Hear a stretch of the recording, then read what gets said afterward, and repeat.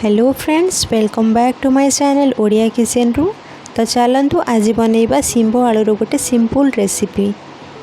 माने यहाँ आमर डेली कुकिंग रे जाउछि। जो माने नुआ शिखुचंती से मानक पई एटा बहुत इजी रहिबो आ बहुत इजीली भी से माने बनै दी परिबे। तो देखंतु प्रथमे एठी कड़ाई रे तेल गरम करी मु जीरा सोरिष फुटै देछि। तापरे पियाज पकई देछि आ पियाज को एठी बहुत कड़ा न भाजी हल्का गोल्डन हवा जाए भाजीबा।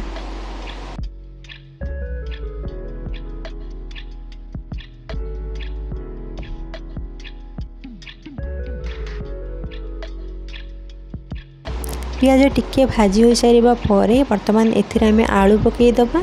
आलू पकईला परे गोटे 2-4 मिनिट आलू को कसिबा।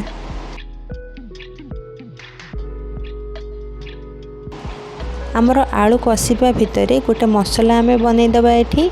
तो सेथिपई प्रथमे गोटे बाउल रे मु नेछि लूण, किछि हळदी गुंड नबा, अल्प लंका गुंड, किछि जीरा गुंड, धनिया गुंड आ गरम मसला नबा। ए सबको गोटे पतला पेस्ट कर बनईदबा।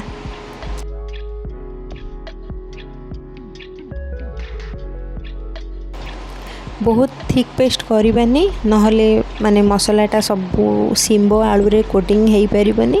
तो हल्का मसला ही दबा।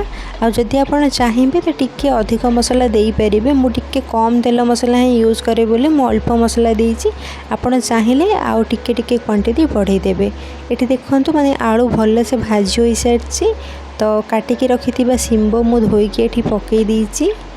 शिंबोर जो एक्स्ट्रा पानीटा अछि भाजिला बेले ना सेटा सुखी जिबा दरकार, नहले शिंबोटा ना डायरेक्ट सिझिबा आरंभ हो जिवो। तार जो माने भाजी होबा प्रोसेसटा ना हठात ही बंद हो जिवो। सेथिपई बोली एठी टिके माने हाई फ्लेम रे शिंबोटा को भाजिबा जो तार एक्स्ट्रा पानीटा सुखी जिवो। तापरे जो पतला मसला पेस्ट आमे बनैछे सेटा पकई दबा। पकई दे कि भल से माने घोड़े घोड़े शिंबो आ आलू भल से सिझिबा जाय आमे भाजी दबा। बेसी किछि आ एक्स्ट्रा मसला एथिरे पड़िबनी, कारण कही जमती कि डेली कुकिंग एटा तो सिंपल ही रहिबो। आउ जदि डेली रेसिपीज देखा चाहूँगी तो मो चैनल रे आपन को प्लेलिस्ट मिल जिवो, आपन जाई चेक करि परिबे। आउ जदि वीडियोटी आपन मानन को भल लागी तो please like share and subscribe करि देबे। पुणी देखा नेक्स्ट वीडियो रे। तो से पर्यंत रहुछि। जय जगन्नाथ।